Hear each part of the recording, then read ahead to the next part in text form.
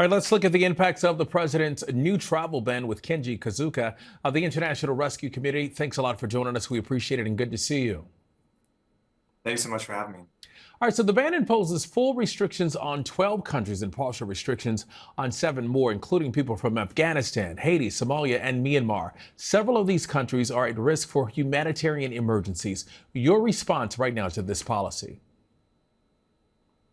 We are deeply concerned that this travel ban proclamation issued last night by the president would have devastating impacts for refugee and immigrant families in the United States who will be left separated from their children, from spouses, from other family members, just because of the country they're from.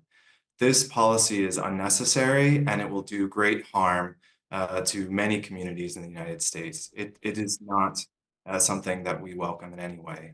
And speaking of doing great harm, Kenji, in your words, what kind of people and what kind of circumstances will this ban impact?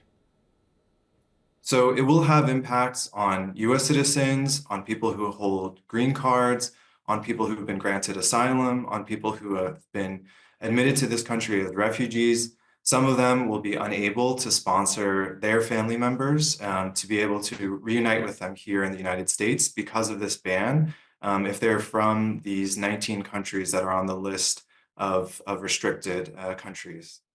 And the ban does make exceptions for persecuted minorities, including from Afghanistan and Iran.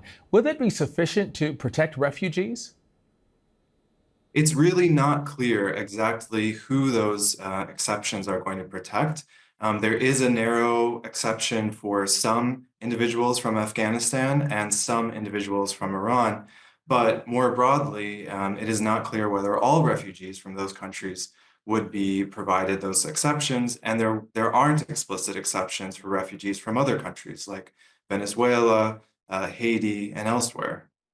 And President Trump said the Secretary of State conducted a security review of high risk regions as the basis for the ban, including rates of visa overstays and a lack of verifying traveler identity. So, what would your recommendation be as an alternative policy to address these national security concerns? To the extent that there are security concerns, US officials have ways of addressing those. Refugees are some of the most vetted people in the world. They go through years sometimes of background checks and security screenings. Those are sufficient to address these kinds of concerns, and we would urge the administration to return to those standards and to ensure that people who have in some cases been waiting months or years to reunite with their family members are able to do so after they've been through those processes, which are more than sufficient. And in light of this new ban, what will your organization do to continue to provide aid to refugees from these countries? The International Rescue Committee will continue to serve our clients, be they asylum seekers, refugees, or other immigrants, to assist them with accurate information, with legal assistance, workforce development, and any other services they need.